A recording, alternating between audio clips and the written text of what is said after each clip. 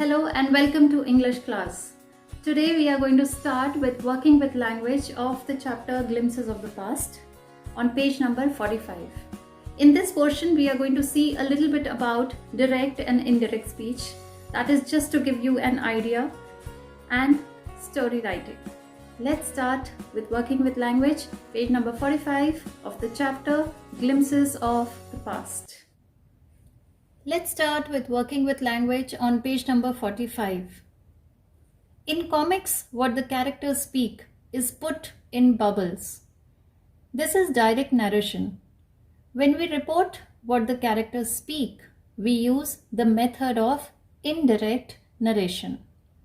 Now, the concept here comes as reported speech or direct-indirect speech. What do we have here? Direct narration or direct speech are the actual words spoken by a character.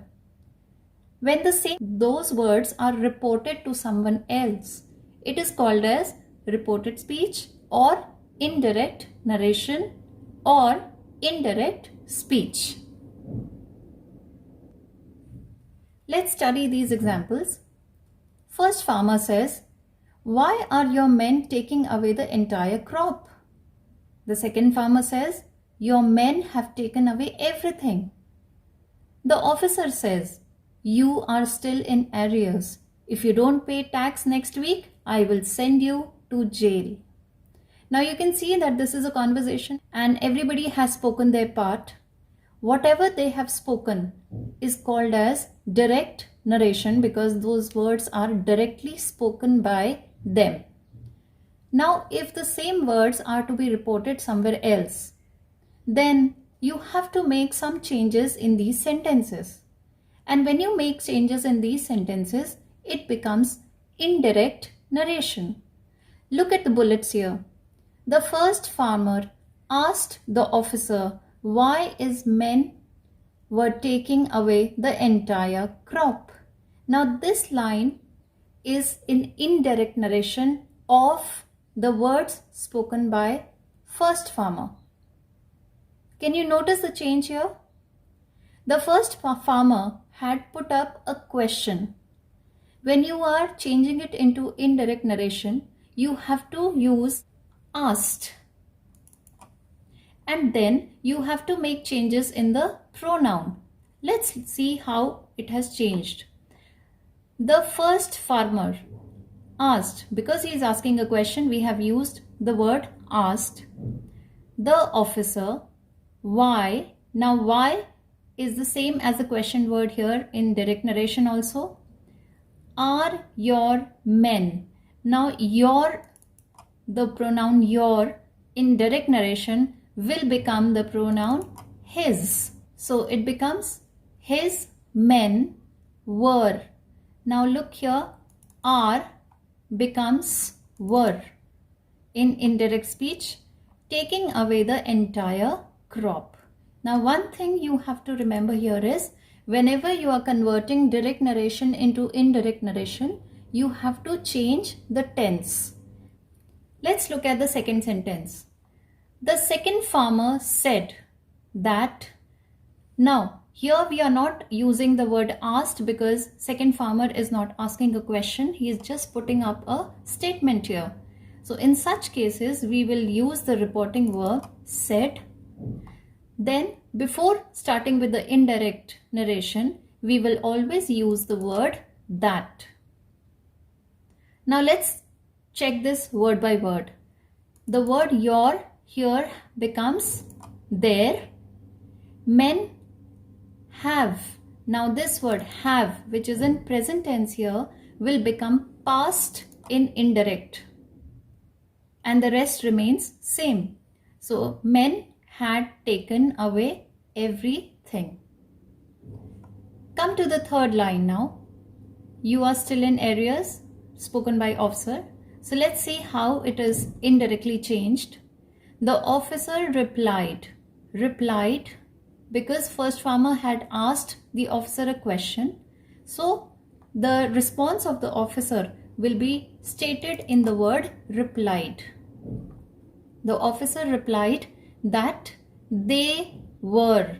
Now here you changes into they. Are, which is in the present tense, will change into past and become were. Rest of the words will remain same, still in arrears. And warned, because the officer is also saying something else. He has added some more words and they sound like a warning. So we can use these words and warned them, because whatever he has said can come under imperative sentences. So we can definitely use the word warned, and used the pronoun them because he is talking to many people. So let's do this again. And warned them that if, right? Now, if this word you has changed into they, don't is in present tense, it will change into did not. The rest remains the same. Pay tax next week. Pay tax the following week. Now, whenever we are talking about time reference, next week, next day, next month, or so on. So for the word next, we will always change it into following. The word following will come here. The next part of the sentence, I will send you to jail. Let's see how it has been changed in indirect. He here is the officer. He would. Now here I am using the model I will. So will change into would. Send remains the same. Send them. Them means the farmers to jail. So you can see that in these examples, the first thing that we have to change is the reporting verb. Second, pronouns. Third, time reference. And fourth, that you must never forget, is changing of the tense. The models will always be changed into the past forms. And whenever a question is asked, the reporting verb will become asked. But the word asked will never be followed by that. But if the statement is a normal statement like this, then we will use the reporting verb as said that. Now we are not going deep into direct indirect speech, that we will do in a separate grammar lesson, but just for you to understand, I have given you very few rules so that you will be able to change at least these simple sentences in the book. Let's go to the first question. Change the following sentences into indirect speech. Look here. First man, we must educate our brothers. Now look here. The reporting verb is already given to you. The starting of the sentence is already given. We just have to fill in the blanks after this. The first man said that we will become they, must becomes had to, educate, are becomes their, brothers. The second man added that. Let's try to change this line and write that they must try to improve their material conditions. Because this is an imperative statement, in imperative sentences, we never change the tense. Let's go to the third man's line. For that, we must convey our grievances to the British Parliament. Let's try changing it in indirect. The third man suggested that we becomes they, must changes into had to, convey, are becomes their, grievances to the British Parliament. Let's do the second one now. First soldier says, The white soldier gets huge pay, mansions, and servants.